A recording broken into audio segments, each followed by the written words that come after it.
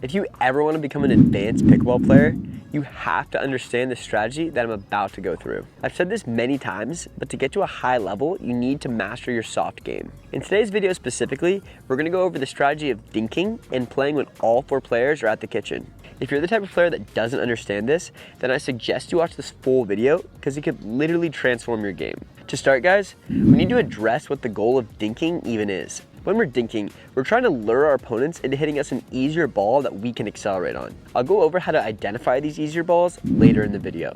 On the other hand, we're also trying not to give your opponent an easier ball that they can accelerate on. Put that together in an actual point, and it should look something like this.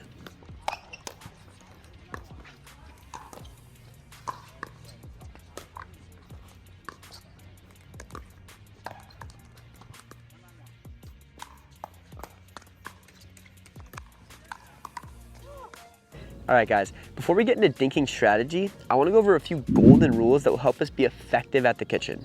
Rule number one is that when you're in a dinking situation, you should try to take the ball out of the air whenever possible.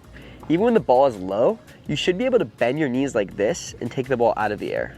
Just know that you have way more control out of the air at the kitchen, and you want to try your best not to get pushed back. Because of this, even when the ball bounces in front of you, you want to try your best to hold your ground. The second golden rule of dinking is that you shouldn't be afraid to hit the ball as it's rising. I say this because many players tend to back up excessively because they feel like they need to be hitting the ball on the way down. Remember, try to minimize how often you move back at the kitchen.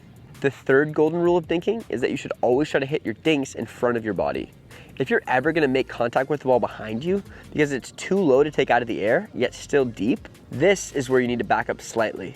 To back up, simply pivot on one foot to give yourself enough space so that you can take the ball out in front. You never want to take unnecessary steps. All right, so now let's get into the different sections of the kitchen. When we're thinking about the depth of our dinks, there are three main areas to consider: the shallow zone, the neutral zone, and the pressurized zone. When we hit a dink into the pressurized zone, this makes it more difficult for our opponents to respond. A dink into the neutral zone or shallow zone will be easier for them to get back. The general term for a dink that we hit into the pressurized zone is a push dink. This is a more aggressive dink that increases the likelihood your opponent will pop the ball up. Dinks that we hit into the shallow zone or neutral zone will make it easier for our opponents to respond. But they can be effective in mixing the ball up and defending against hard push dinks. The question is, how do you decide which dinks to use? Just know that the main thing that determines our shot selection in the kitchen is the height of the ball. Looking at this chart, you most likely should only go for a push dink if you're making contact with the ball in the yellow zone. If you're hitting the ball in the red zone, you're probably under some pressure. This is your cue to go for a safer dink that gets you back into an even place in the rally. Now that we've covered the different types of dinks, we need to consider where to hit them left and right. An important thing to understand is that if you hit the ball cross court at the kitchen, you have significantly more space. Because of this, you can hit the ball harder without putting it into your opponent's strike zone. Going down the line can be effective too, but high-level players hit most of their dinks cross-court. Another common question I get asked is what kind of spin players should use in their dinks. Just know that there are two main options: topspin and slice. Topspin dinks will end up making it a little trickier for your opponents to time the ball. Because of this, many players use topspin when they do their push dinks. In order to get topspin, you just need to make sure that your paddle is going from low to high while it's moving forward. Slice dinks are great all around. You can use them for push dinks and more defensive dinks. To hit your slice dink, you should use a level motion, but lead with the bottom edge of the paddle. Looking at this example point here, you'll see that I use cross-court topspin push dinks that set me up to accelerate and win the point. On this point, however, I end up hitting a dead dink, which allows my opponent to accelerate on me. A dead dink is where you hit the dink high with little spin or direction. This is the number one type of dink that you need to avoid if you want to get to that high level. Okay guys, now I want to get into some more advanced dinking strategy, specifically in regards to placement. We can go very deep on where exactly you need to hit each dink, but just know that the main thing you're trying to do is get it out of your opponent's strike zone.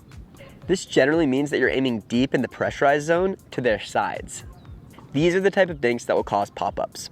Another thing to consider is that many players favor their forehand dink. So don't be afraid to go more middle if you're going cross-court in order to target their backhand. The main thing though is that when you're dinking, you're trying to consistently move the ball around to keep your opponents off balance. You never want to be predictable so that they have time to think. So when you're dinking, try your best to move the ball around between these main targets. You can also mix it up by throwing in shorter dinks before deeper ones so that your opponents are always guessing. Looking at some example points, here Luis does a great job using a push dink in order to get a higher ball from Drew that he can accelerate on. In this point, we get into a longer dinking exchange, but I want to highlight a good dink hit here. See how uncomfortable this was for Luis to move back for? He's a good player, so he was still able to get it back, but just know that if you can hit push dinks like this consistently, you're going to be an effective player at the kitchen. My personal favorite way to practice accuracy on my dinks is by using the Dink Pad. If you're someone that struggles with dinks, the targets and references are a great way to practice moving the ball around and keeping it low. One of the best drills for the Dink Pad is where you intentionally hit the ball so it lands at your feet. This way you can work on deciding between using a volley dink or the pivot technique. At the end of the day, wall training is just an awesome way to get thousands of more reps per week that will increase your coordination and help you improve faster. If you want to check out the Dink Pad, head to the link in the description. The last thing I want to go through in regards to kitchen strategy is when we should accelerate and use a speed up. Going back to my chart here, if you're making contact with the ball in the green zone or higher, this is your cue to go big. If you're in the yellow zone, your speed ups will still work if they're well placed, but they'll be more difficult to pull off. I think if you feel that you have faster hands than the player in front of you, you can use some yellow zone speed ups. But if you're playing someone that you think has really fast hands, you want to be more careful and wait for better opportunities in the green zone. I don't want to go too much into the technique of speed ups, but just know that you'll have to hit a lot of them out of the air as well as off the bounce. Also, when you accelerate, it's usually smarter to go down the line because the person's standing way closer to you. In terms of specific targets, your best bets are down the middle, the right shoulder, and down the line. By hitting your speed ups here, you'll keep the ball out of your opponent's strike zone and it'll be tricky for them to respond. Looking at this example point, Luis gets a higher ball and goes for a volley speed up directly at Drew's right hip. On this point, I get a higher volley and I'm able to speed up right at his right shoulder here, which makes it very tough for him. Like I said earlier, understanding this strategy is a necessity if you want to become an advanced pickleball player. I can assure you though, if you put in the reps, whether that be with a partner or on the Dink Pad, you'll master these skills in no time. And if you want to get lightning fast reactions, watch this.